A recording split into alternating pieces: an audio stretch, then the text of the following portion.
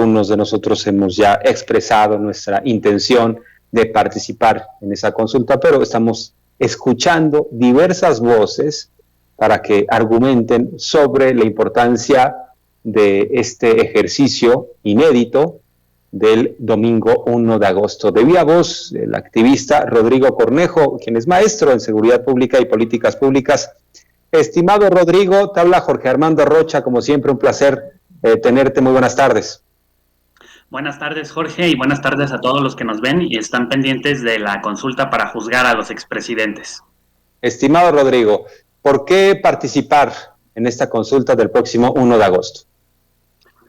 Yo creo que en primer lugar, incluso la oposición comete una gran contradicción al decir que no participe la gente en la consulta, cuando ellos mismos validaron que en la elección anterior, en donde Morena conquistó muchísimas gubernaturas y posiciones y mantuvo la mayoría absoluta, ellos hacían el llamado a participar en las elecciones. Una consulta popular no es menos que una elección, son cosas distintas e igualmente importantes. Yo creo que la reacción muy virulenta, hay bastante de enojo que tú comentabas del clan Krause, decir que Andrés Manuel López Obrador es un dictador plebiscitario, demuestra que de parte de los neoliberales y del régimen anterior había una visión de democracia que no era más que la representativa, es decir, vota, cállate y vete a tu casa, y aparte un gran desprecio por los instrumentos participativos. Las consultas suceden incluso en aquellos países en los que el clan Krause y toda la inteligencia del neoliberalismo mexicano le gusta mucho visitar para ir a esquiar o le gusta mucho admirar, como son, por ejemplo, la democracia en los cantones de Suiza, en donde la población decide en una asamblea enorme muchísimas cuestiones. Evidentemente, en un país donde hay millones y millones de personas, esto no funciona de la misma manera y por eso tenemos la consulta popular, que se va a hacer a regañadientes, sí, pero con la participación del Instituto Nacional Electoral, porque es igual de determinante para nuestra democracia que una elección. Más allá de la cuestión de los presidentes, la participación es importante. Sin duda, estimado Rodrigo. Ahora bien, pasaron de la ley no se consulta, la ley se aplica, primero argumentaban eso, y como no fue un argumento que tuviera mucho eco, cambiaron de argumento. Dijeron que esta consulta no es de los expresidentes. ¿Qué responder? Porque yo he expresado mi punto de vista. La pregunta que deja la Suprema Corte de Justicia de la Nación es más abierta, o sea, yo diría que malas noticias para los del viejo régimen, porque la pregunta habla de revisar acontecimientos pasados de actores políticos anteriores, y bueno, pues ahí caben no solo los expresidentes, sino los exsecretarios de Estado, exgobernadores, pero bueno, aún así andan con esta historia que no tiene que ver con los expresidentes. ¿Qué te parece, Rodrigo? Pues me parece, es un esfuerzo más de dañar la legitimidad de la consulta, cuando también ellos mismos habían defendido y han defendido la separación de poderes, que no es nada más que lo que ellos conciben como frenar todo lo que haga el gobierno federal, ¿no? La pregunta de la consulta tal vez no es del agrado de todos, me parece una pregunta sensata, tal vez es un poco confusa porque es compleja, pero deja muy claras al menos dos cosas. Uno, que la Suprema Corte desde el criterio de redacción de la pregunta comparte la necesidad de consultar a la población acerca de los delitos, algunos incluso crímenes de lesa humanidad que los expresidentes cometieron. Y por supuesto, aunque Felipe Calderón intente decirnos lo contrario, tuvieron accesorios para cometer esos crímenes de Estado, ¿no? Por ejemplo, todo el aparato de seguridad que rodeó al calderonismo y mucho de ese aparato que venía y tenía experiencias previas en el foxismo, cometió delitos, y no solamente por omisión, ¿no? Cometieron asesinatos, hubo encubrimientos y hubo montajes de los cuales incluso ciertos periodistas todavía no terminan de arrepentirse ni pedir perdón, ¿no?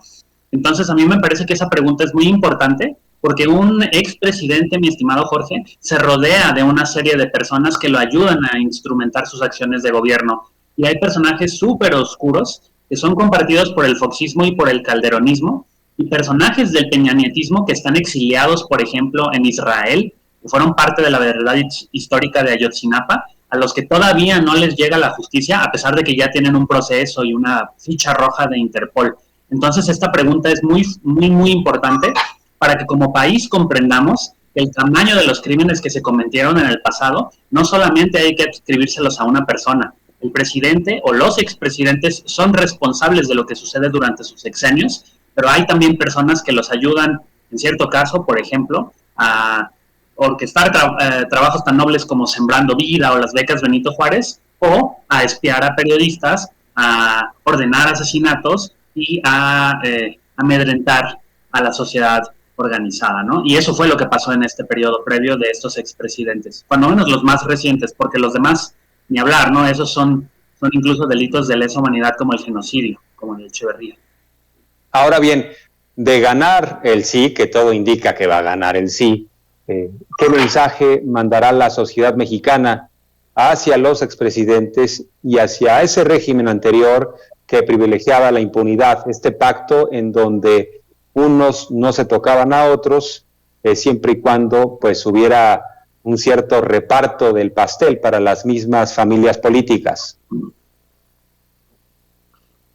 A mí me parece que en términos de lo que sucedió en el pasado, esta pregunta abre pie a algo que tú muy bien mencionas. Es decir, en el pase de estafeta que hubo desde la alternancia de Vicente Fox a la toma de poder fraudulenta de Felipe Calderón, a la elección llena de corrupción de Enrique Peña Nieto, hubo y hay complicidades que aún no se han juzgado. Y no me refiero solamente a juzgarlas jurídicamente. Evidentemente ahí hay responsabilidad y esa responsabilidad no se disuelve, aunque hay personas que insisten en que la ley no se consulta. Yo creo que ahí hay una confusión fundamental, mi estimado Jorge. Sí, evidentemente la ley no se consulta, pero también se puede legislar a favor del pueblo. Y si la ley no basta para combatir la impunidad que hubo en el proceso o en los procesos anteriores, lo que se necesita es un mecanismo como la consulta para que la demanda de justicia adquiera legitimidad.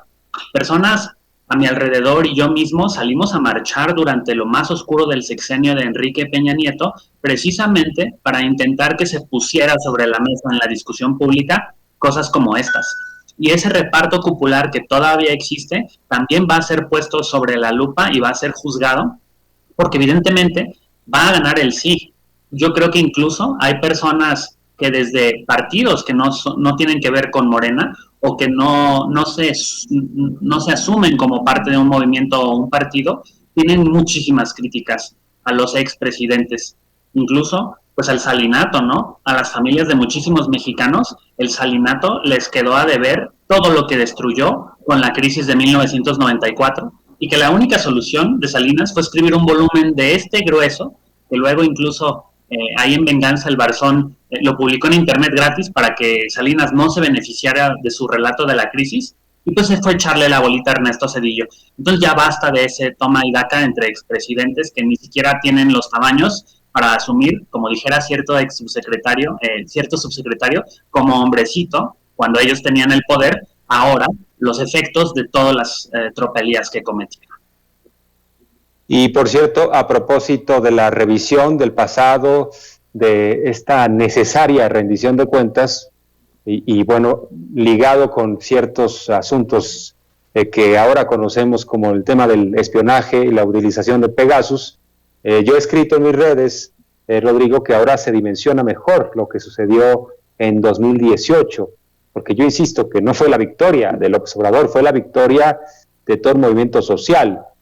Y bueno, pues ahora estamos calibrando más, entendiendo aún más lo que sucedió, porque tenían en este viejo régimen el control político, económico y este férreo sistema ilegal de espionaje, controlaban la información mediática y acosaban a la disidencia, pero la sociedad decidió romper los diques autoritarios. Y creo que esto se enmarca en la necesaria búsqueda de la justicia y tiene que ver con esto que va a suceder el 1 de agosto, la consulta sobre el juicio a los expresidentes y en su caso a otros actores políticos que hoy en día están en sus casas, se burlan de nosotros, administran su abundancia y además tienen la desfachatez, el cinismo de querer regresar a gobernar directa o indirectamente, ¿no?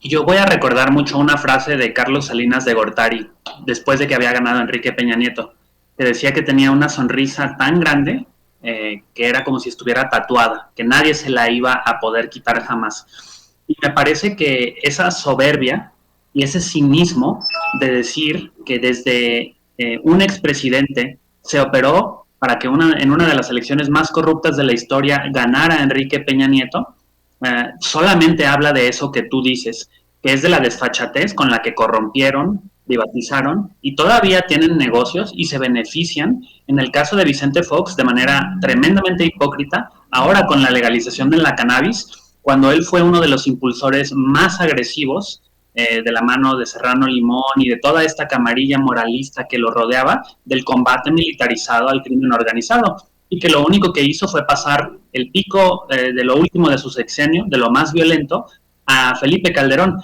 Felipe Calderón no se explica sin haber sido secretario de Estado de Vicente Fox y parte de un movimiento reaccionario y conservador.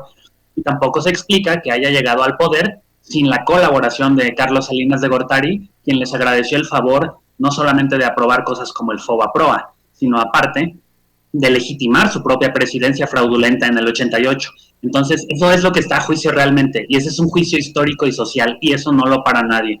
Yo creo que las personas que dicen que la ley no se consulta están en su derecho, pero también la historia es severa con aquellos que han lastimado al pueblo de México, y esta consulta va a imprimir de forma permanente el juicio colectivo que la población hace. Y yo creo que está muy claro, más allá de un sí hay que juzgarlos, es una frase que va más o menos así: nunca más presidentes indecentes y criminales en México.